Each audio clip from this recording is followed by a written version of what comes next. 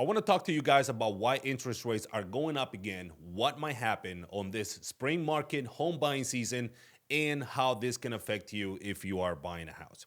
Now, let's go ahead and start with some of the latest amount of economical data that just came out this month. And unfortunately, it still points that inflation is just not going down fast enough.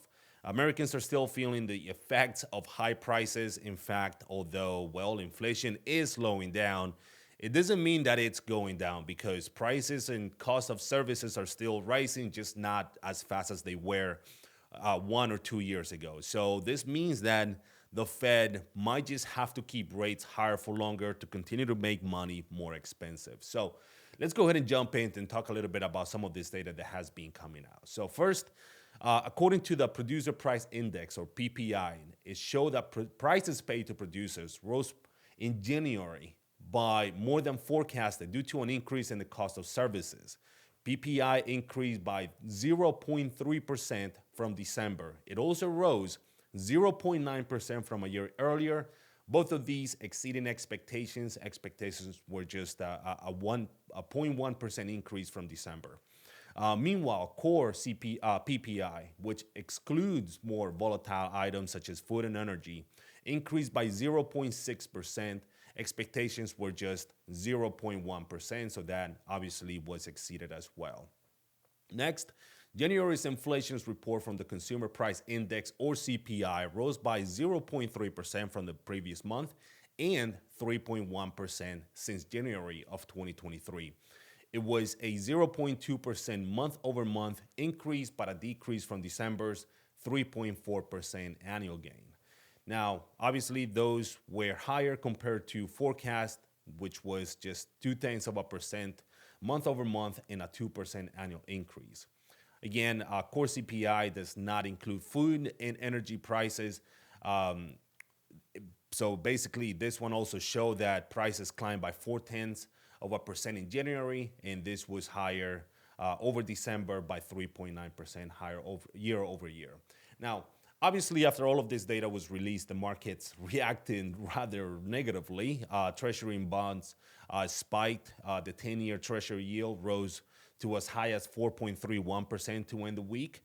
Mortgage rates were also higher as interest rates reached some of the highest levels so far this year. And as a matter of fact, the highest in the last 3 months, with the 30-year fixed interest rate on a standard conventional mortgage reaching somewhere around 7.14%. So this basically means that the likelihood that the Fed will slash interest rates at the next meeting has gone down to only 6%. So over 93% of traders are assuming that the Fed will just keep interest rates untouched at the next March meeting. This is going to be around March 20th.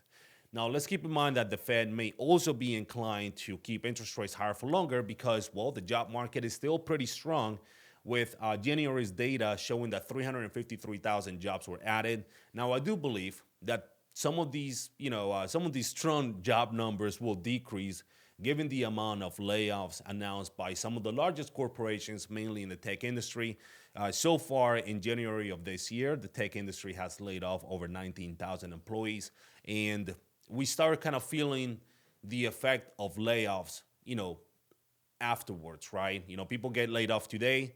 That doesn't mean they stop spending money right away. They stop spending money as time goes on, and maybe they don't find another job or another high-paying job right away. So we start feeling those effects later on. Now let's go ahead and talk a little bit about some of the different comments by some of the Fed committee members, which I found very interesting. First, the Philadelphia Fed President Patrick Harker says that the biggest risk is lowering interest rates too early. The Federal Reserve is getting close to cutting interest rates, but a move in the near term is unlikely. He continues to say that I will caution anyone from looking for a rate cut right now and right away, because we can go too heavy on the gas too soon, lest we lose control or pass our exit completely and have to reroute. Obviously, meaning that if they cut interest rates too soon, then the economy will just heat back up again or just kind of get a little hotter, right? And then they're going to have to start doing this all over again. So all of these hikes will be basically for nothing. Meanwhile, the New York Federal Reserve President John Williams sees the central bank on track to cut interest rates later this year, despite stronger than expected inflation and labor market data according in January, according to an interview with Axios. He says, "My overall view of the economy basically hasn't changed based on 1 month of data," Williams said in an interview that was conducted on Thursday, noting that inflation progress towards the Fed's 2% goal can be a little bit bumpy, but that overall and the economy more broadly are headed in the right direction. So at some point, I will believe that the appropriate time to pull back on the restrictive monetary policy likely will be later this year. So there you guys have it. That basically kind of covers what may happen with interest rates. Finally, let's talk a little bit about some of the home prices and what's been going on there with some of the recent data that just came out. So according to the Case Shiller National Home Price Index covering all 9 census divisions, so this basically is a nationwide report. It reported that a 5.5% annual gain in home prices in December that was up from a 5% rise in the previous month. The cities that reported the highest year-over-year gains were San Diego with an 8.8% increase in December. It was followed by LA and Detroit, each with an 8.3% increase. In Portland, increased, but only by 0.3%. It was actually the lowest rank after basically reporting the smaller year-over-year growth in all of these 9 census divisions. So basically just nationwide. So guys, this basically goes out to show you that home prices are still going up, and that was despite the fact that interest rates were at 20-year highs. So the amount of just pent up demand is so great that home prices have not only been resilient, but also prices continue to rise. So imagine, you decided to wait out, maybe interest rates were too high. You were looking at a $500,000 home last year. Odds are that same house is now selling for 520, 525. So honestly, that is the biggest problem that so many people are facing right now. And it's the fact that obviously you're kind of stuck between a rock and a hard place, either kind of swallow the pill of the higher monthly payment right now, but with the hopes that when interest rates go down, you can go ahead and take advantage of refinancing, or wait this whole thing out, see what happens with interest rates, and perhaps, you get back in the market, but then, unfortunately, home prices continue to go up, right? And especially for some of you guys who live in, some of the hotter areas in the country, you might even feel it more. So, it is not a real good ideal situation. But anyways, let's continue with some other data that came out this past week, and that was new home sales, which rose less than expected with only 661,000 new homes sold. That was below expectations, and that was possibly due to the fact that interest rates started to climb up again. Meanwhile, sales of previously owned homes rose by 3.1% in January to 4 million units on a seasonally adjusted basis. That was according to the National Association of Realtors. Inventory is still at a low 3-month supply with these numbers. And in real estate, 6 months is considered to be a balanced market between buyers and sellers. Sales were down by 1.7% year over year. So basically, this shows that inventory got a little bit better than it was before. So, more homeowners are willing to sell, let go of their low interest rates. But this count is, this is honestly based on closings that where, these were contracts rather that were signed back in November, December, when interest rates were already a little lower. They had come down from the 8% highs of October.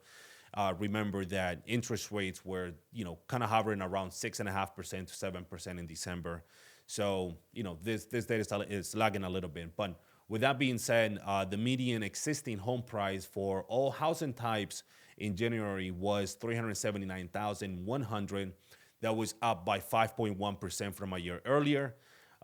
So, again, goes back to the Case-Shiller Index showing that home prices, have increased nationwide by roughly 5.5%. So that kind of, coincides. So all of the areas in the country have shown an increase in home prices, and also 16% of the homes were sold above list price. So there you guys have it. Hopefully you know this is a good summary to help you understand the reason why interest rates went up again so much. Right now, interest rates are settling again in that 7% range, and we're gonna continue to wait this out for more data to come out. I believe that interest rates, personally, I believe that they will continue to kind of seesaw between 6.5% to 7.5% throughout this year. We may have months where it's gonna be a much lower, and if so, take advantage. We're gonna have months where it's probably gonna go up. Also, depending on this inflation data, right? But honestly, I don't believe that interest rates are gonna go down or we're gonna see anything very significant towards the end of the year, which is obviously when the elections start to kick in. Now, personally, I don't believe that home prices are also going to decrease. I mean, as a matter of fact, at worst, they should remain stable. There's just simply too many people locked in at historic interest rates, and that's gonna keep prices from sliding.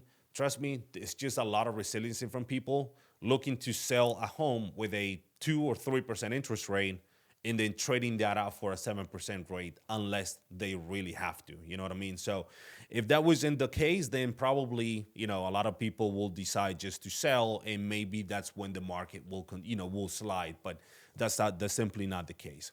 So there you guys have it. Thank you so much for watching. Hopefully this was helpful to you, and I will see you in the next video. Goodbye for now.